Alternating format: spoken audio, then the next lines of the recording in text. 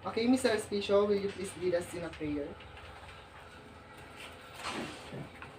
Let's pray. Dear Lord, Heavenly Father, thank you for this day that you've given us, Lord. Lord, give us knowledge, wisdom, and understanding. Words are God. In Jesus' name we pray. Good morning, good afternoon, class. Good afternoon, sir. So, I see that you are all complete and walang absent. So, you may now take your seats. So, before we are going to our topic, I have here prepared a game, which is a box and a folded papers. In these papers, um, there are jumbled letters, and you are going to guess what is this word. I'm going to sing, and if I stop singing, you are also stop. You are going to stop the passing this box to your seatmate. Okay? Okay? Yes, sir. I'm going to sing. Hold it first. Then, if I start singing, you're going to pass it. Kamukha mo si Paraluman. Paraluman, nag-stop na ako. So, sino yung nag-stop? Kanino nag-stop kanina? Sa'yo. So, take one. Don't open it. Nung tayo'y bata pa, ang galing-galing mong sumayaw.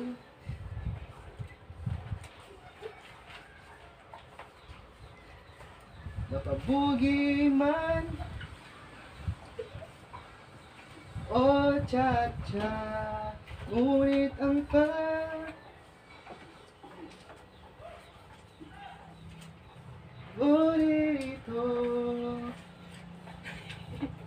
Okay. Open those folded papers. Miss Campos. Miss Felipe. Sir, First word, athletics. athletics. Speed. Speed, Meter. meter, Race. and race. Track and running. Track and running. So, what do you think, class, is our topic for today?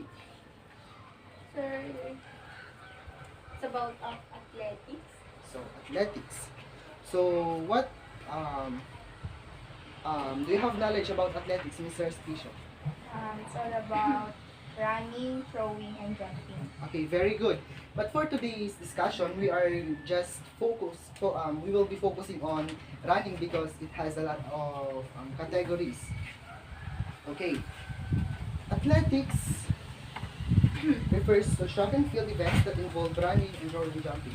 So can you please read the first sentence, Miss Campos? Athletics comes from the Greek word athlon, which means contents. Okay.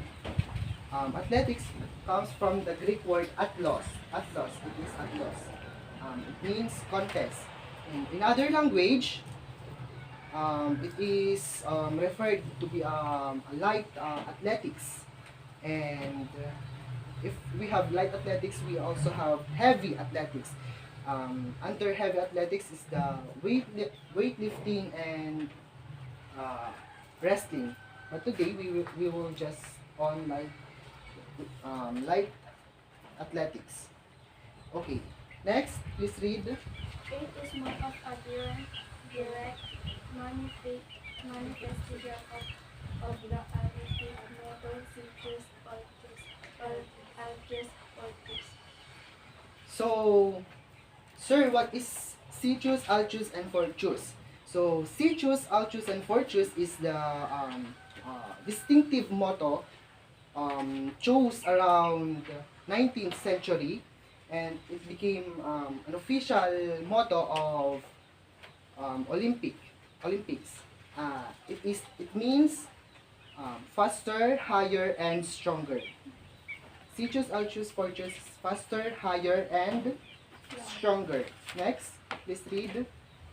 Athletics was first formally played 1896 Olympic Games. So, the 1896 Olympic Games is the first Summer Olympics, the first ever Summer Olympics. It was held in Athens. Sa Athens siya naganap. And during those times, women's are not allowed to join or to play track and field events. Not until the 1928 Olympics, 1928 Amsterdam Olympics. This time, 1928 Olympics, they are already allowed to participate or play track and field events. End of the categories, pwede na silang sumali. And what do you think is the governing body of the international governing body of athletics? Example, sa volleyball, in volleyball, the international governing body of volleyball is International Federation de Volleyball. So what do you think is the governing body of athletics? An idea? IAAF siya. IAAF. What do you think is IAAF? Wala? Sige. Sir, International Association of the Athletics Federation. Okay, nandyan pala. So, ang pinakaunang governing body of athletics is International Amateur Track and Fields. And then, it was established 1912. And in 2001, it was named as what you said, International Association of Athletics Federation. We have also governing body of athletics here in the Philippines. It is the PATAFA, or the Philippine Amateur Track and Field Federation. Amateur Track and Field Federation. Next, please read. Running events. These events are conducted on a track where speed is the most needed component. Okay, running events. So, before pa na naging sporting event ang running, it is a part of military training of ancient Greeks, Persians, and Romans. And even up to this day, it's still part of their military training. And of course, even here in the Philippines, I think, right, it is a part of military training. And in this event, you will be needing a high level of speed, a good techniques in passing the baton, in jumping. I said jumping because we have also jumping here because you're gonna jump the hurdles in those the hurdle event. So next, please read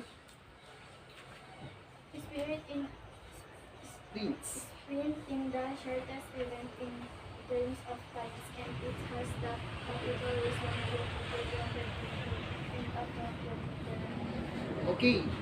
So sprints. So in running events we have sprints, we have middle distance, we have long distance, we have steeplechase, relays.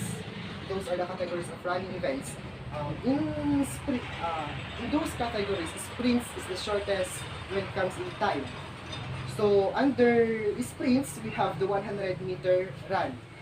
100-meter run is known to be the most popular and prestigious events in athletics or the track and field events. It is also the traditional sprints event. Okay? And it has the shortest common outdoor running distance. Next is the 200-meter run. In this race, of course, you will be give emphasis on not only on speed but on endurance kasi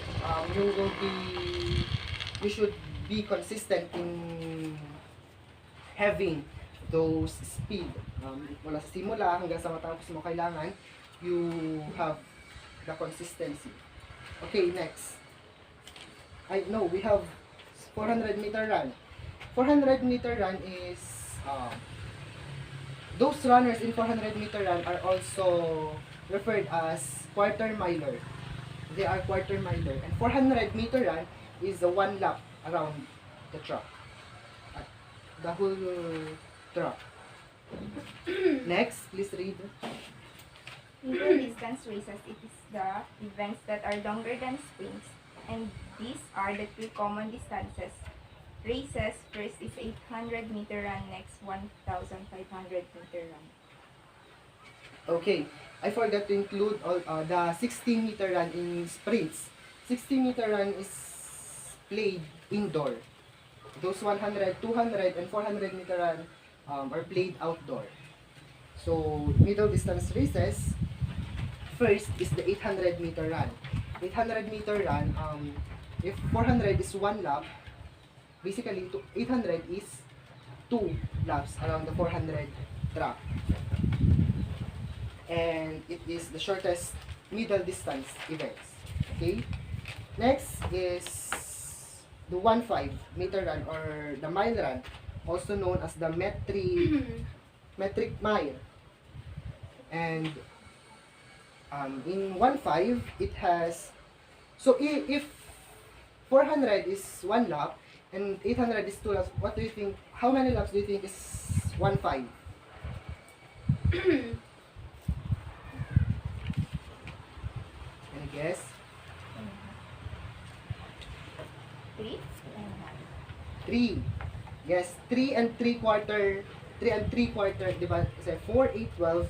So, may sobra pa na 300 meters. So, 3 and 3/4 laps siya around the 400 meter track. Next, in middle distance, we also have, those are the outdoor events in middle distance. Okay, the 800 and 1.5. So, we have also indoor middle distance races, which is the 600-meter run and the 1,000-meter run. Next, Steply case in running event figuring hardless and treacherous water pit. After a flat segment from the start line to the first crossing of the finish line, each lap consists of 5 barriers. And it is pronounced steeplechase. Okay? So steeplechase, as it said, it has 5 barriers. And it is 7 laps around the 400-meter track. And we have 2 barriers. 2 barriers now. And it has 5 barriers. The first, we have 5 barriers of hurdles and 1 water jump. So if we multiply 7 times 5, so you have 35 barriers to be cleared. So first barrier is the hurdles. Hurdles in men's division, the hurdles are 36 inches high, and for women's the hurdles is 30 inches high. And so another barrier is the water jump, and the water pit is yung water ito yung water, here. It is the water pit. So, it is 3.66 meter by 3.66 meter. And the depth of this water pit is 0.50 meter to 0.70 meter. Dito sa part na to, for example, ito yung hurdles. Ito yung hurdles na tinatalon nila. Saan yung 0.70? Dito siya nakapos yung 0.70. Tapos dito yung mas mababaw, yung 0.50 meter. Okay, next. Long distance event consisting 3,000 meter run, 3,000 meter distributions, 5,000 meter run, and 1,000 meter. So, here in long distance events, you'll be needing more on endurance. Endurance. Mas kakailangan mo dito ang endurance. So, first, we have the 300 meter run. So 300 meter run is also known as 3K. So kapag may pera ka 1,000, 1K. Diba ganon? So it is also called as known as 3K. And it is 7.5 laps around the 400 meter track. If it is 400 meter track is outdoor. So if it's played indoor, it is 15 laps. Okay, 15 laps ang kailangan mong clear. Next is 5,000. It is approximately 3 point... No, it is also known as 5K. And it is usually refers to road race or cross-country event. Next is the 10,000 meters. If we have 5K, we also have 10K. So it is also known as 10K, and the imperial distance in this event is 6.072 no 6.215 6.215 miles. So kailangan mag-endure ka talaga, kailangan ng endurance talaga kailangan. Next, Hurdles. 100 meter hurdles. For women, the hurdles are 0.838 meter high, and for the 110 meter hurdles, for men, the hurdles are 1.067 meter high. Next, we have also 400 meter hurdles for both men and women. For men, the hurdles are 0.914 meter high, while for the women's are hurdles 0.762 meter. okay. First, for hurdles, it is for long and short hurdles. It has 10 hurdles, and let's talk about the 100 meter hurdles. So for 100 meter hurdles, it is for the 100 meter hurdles. Men. It is for women. 100 meter hurdles. So the hurdles are 0.838 high. 0.838 meter high. Yung mga hurdles para sa mga babae. And the distance between the starting line and the first hurdle is 8.50 meter. 8.50 meter siya yung distance nila. And each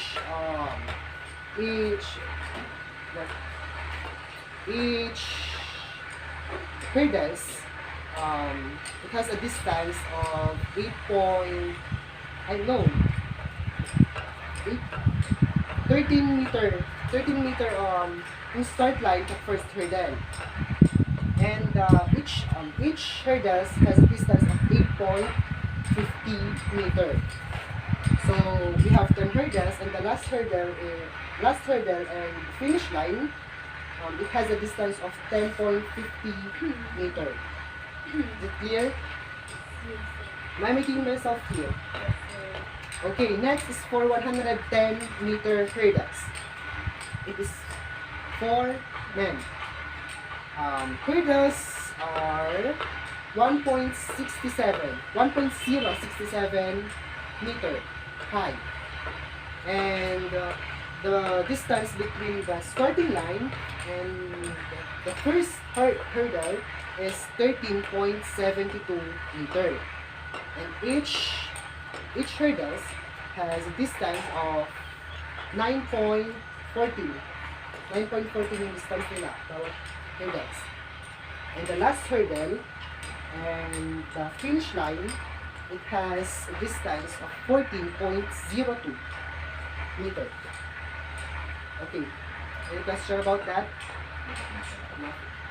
Okay, next is for 400 meter hurdles. Sa 400 meter hurdles naman, it is both for men and women. For women, the hurdles are 0.762 meter high. And for men, it is 0.914 meter high. start line in the first hurdle is 45 meter. The distance 45 meter. Next is the each hurdles has a 35 meter distance. Distance of each hurdles. Next, the last hurdle and the finish line is 40 meter. So I'm gonna give you a copy of those after this discussion para may memorize nyo kung yung mga distance ng mga hurdles. Okay? Next. Next, please. Relay races are the only track and field event in which teams of runners directly compete against other teams. Generally, a team is made up of 4 runners of the same sex. Okay. Ito lang yung nag-iisang event in running, categories in running which is played as a team.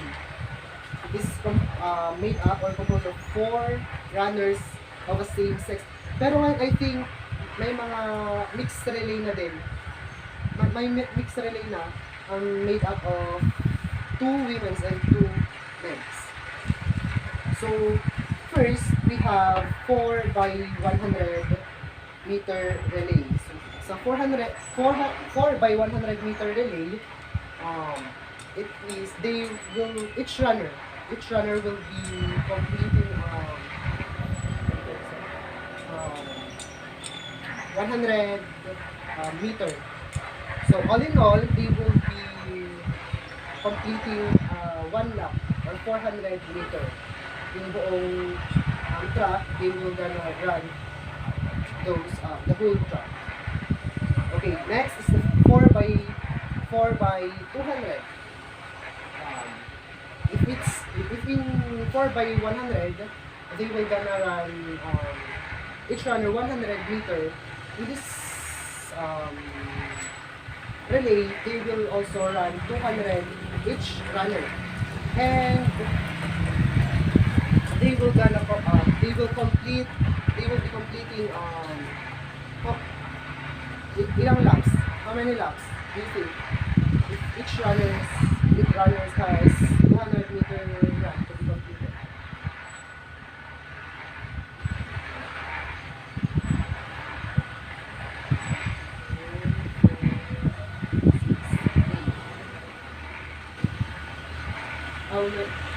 I know. How many laps?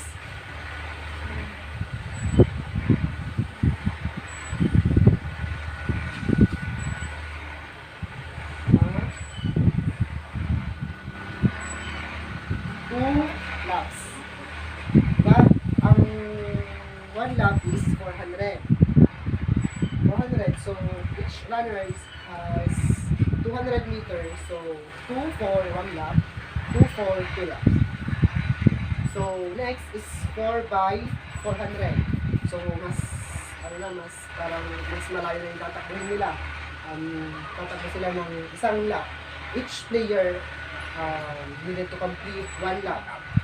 So, bali, ilang laps? 4 laps. Next is 4 by 800. Mas malayo na naman ito. Kailangan talaga yung stamina mo tapos mag-enjoy ka talaga dito. Kasi 2 laps each player. So, they will be completing how many laps? 2, 4, 6, 8. 8 laps ang kailangan nila matapos as a team. And in this relay, there is also things that you should avoid para hindi ka ma-disqualify. First, if you drop the baton, in a relay, you have the baton to pass on future team. If you drop that baton, you will be disqualified. And we also have allotted meter for each runner. So if kapag lumagpas ka doon sa line na yon, at hindi mo pa nakukuha yung baton, ibig sabihin, you are disqualified. Your team will be disqualified. Is it clear? Is that clear? Okay. Next. Next. Okay, I will be naman to this. Okay. So, in track and fields, no, in track, kasi in fields, they are throwing and jumping are conducted in field. So, in track, we have rules to be followed. First is that in starting, before you start a race, there are already rules. In running, you have, this is the first this is number one. It should have white lines. The area of a runner should have white line for starting line. And it is 5 centimeter wide. Okay, 5 centimeter wide yung, di ba? For example, ito yung line, yung pagdala ng 5 centimeter wide yun. Next, starting blocks may be used for all races up to and including 400 meters. So hanggang 400 meter lang siya. Including sa relay, sa 4x100 hanggang 4x400 lang siya. Hindi siya pwede gamitin sa 4x800. And may not be used for any other race. Next, no part of the starting block may over. Okay. I'm gonna show you the picture of starting block tomorrow.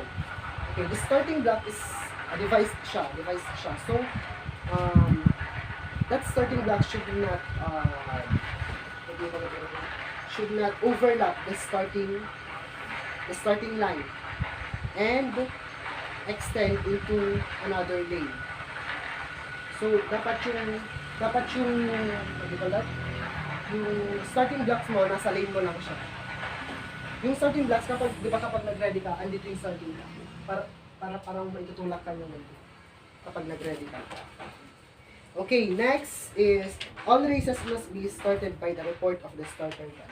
So, if we don't have starting gun, any starting apparatus ay pwede siyang gamitin. Before the runners start the race, dapat puputok muna yung starting gun. Diba? On your marks, set. Kapag pumutok na yon, doon pa lang sila pwedeng tumakbo. Okay. Next. An athlete may not touch either the start line or the ground in front of it. Diba ito yung start line? Hindi mo siya pwedeng matouch.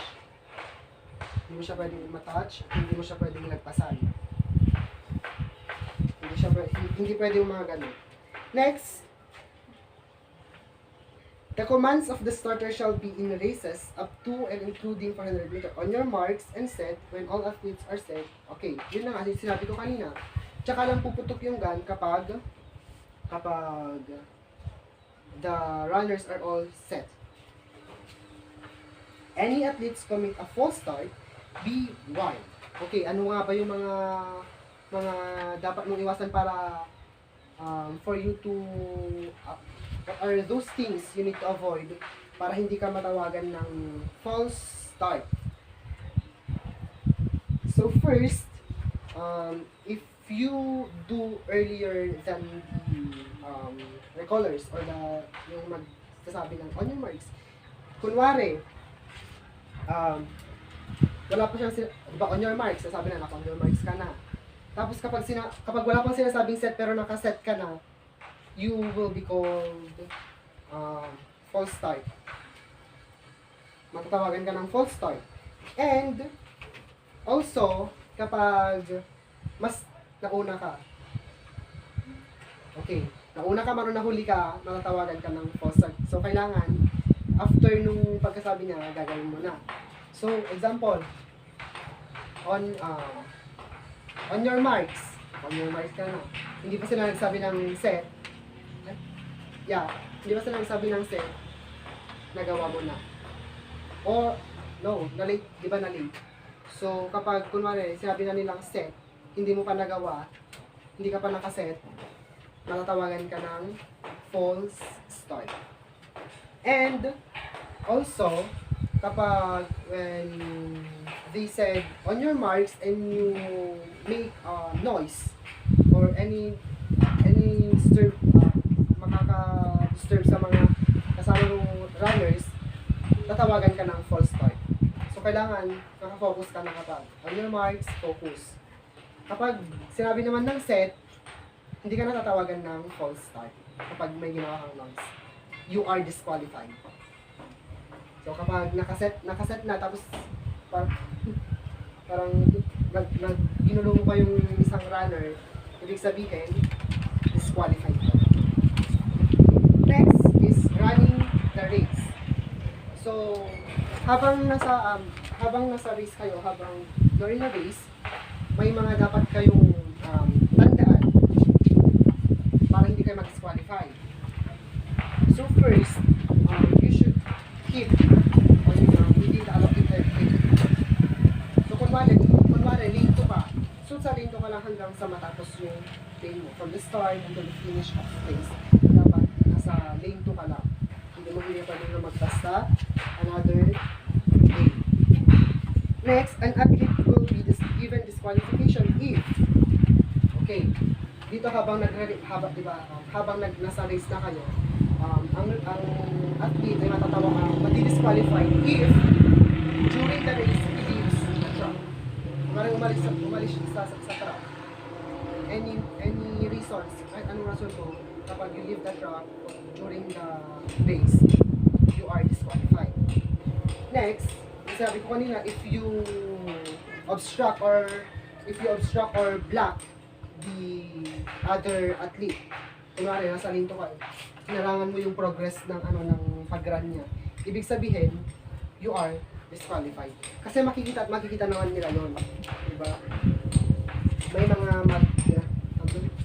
mga titingin naman. So for the finish, diba, sa starting merong 5 cm wide na white line yung mark para sa starting line.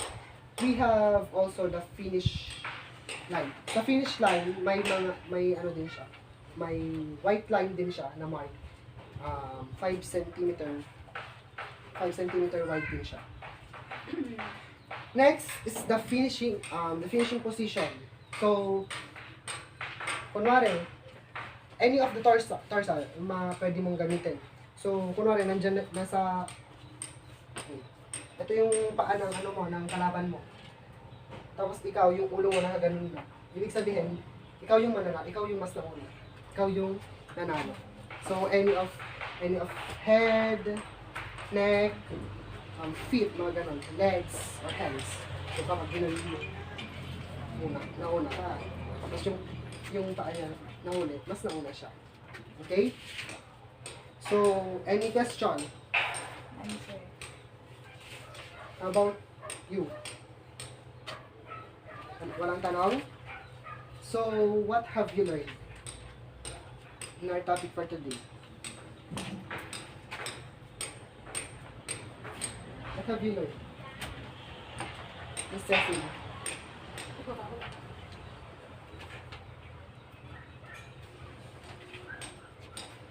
Miss Campos. Tama ba, Campos?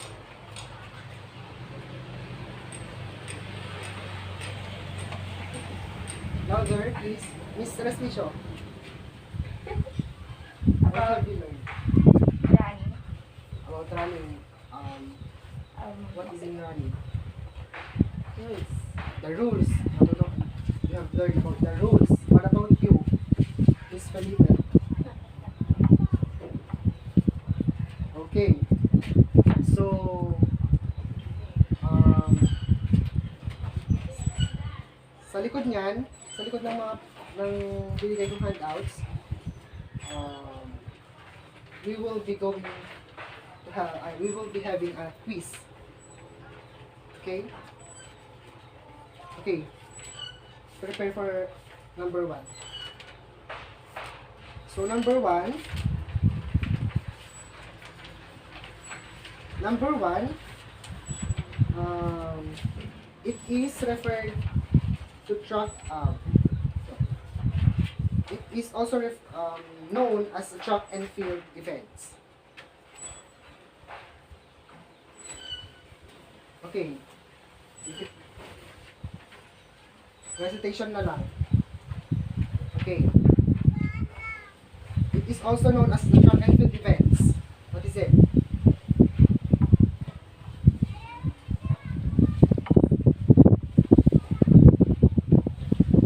Ano yun?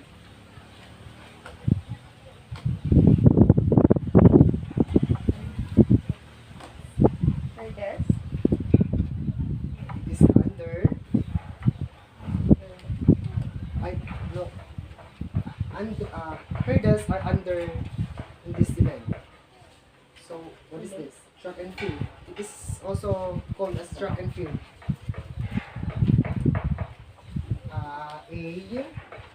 Simula A, athletics. Okay. So, athletics is comes from the Greek word athlon, which means Contest. contest. Okay. So, what is the Olympic motto? The official Olympic motto? Sitius, arches, and fortis. Okay, Cetus, Arches, and Fortress. Okay. So, athletics was first formally played in what year? 1896. 1896. So, what is the categories under sprints? 100, 200, and 400 meter run. Very good. Excellent. What about for middle? So, 100 meter, 200 meter, and 400 is outdoor. So, what is the indoor event in sprints? 60. Okay, very good.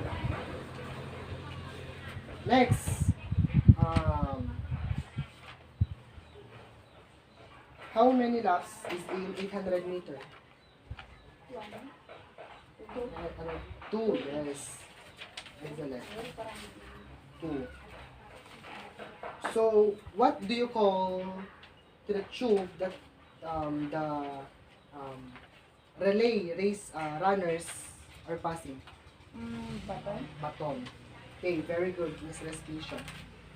Okay, I think you already understand our topic. So, for your assignment and as my evaluation also, if who among you will be ang isasabak sa track and field, you will going to have a video. I-video yung sarili nyo na tumatakbo. So, kukuha din kayo ng, syempre, magta-time sa inyo. Magta-time kung ilang minutes or ilang seconds yung takbo nyo. Only for sprints. Okay, under sprints, di ba, 100, 200, and 400. Yun lang yung i-video nyo. Lahat yung gagawin nyo, lalagyan nyo ng time, indicate na din yung time. Okay? Yes, sir. That's your assignment to be passed on next meeting. Okay lang ba? Kaya ba? Yes, sir. Kaya? Kaya. Okay. That's all for today. And goodbye, class. Bye, Bye, sir. sir.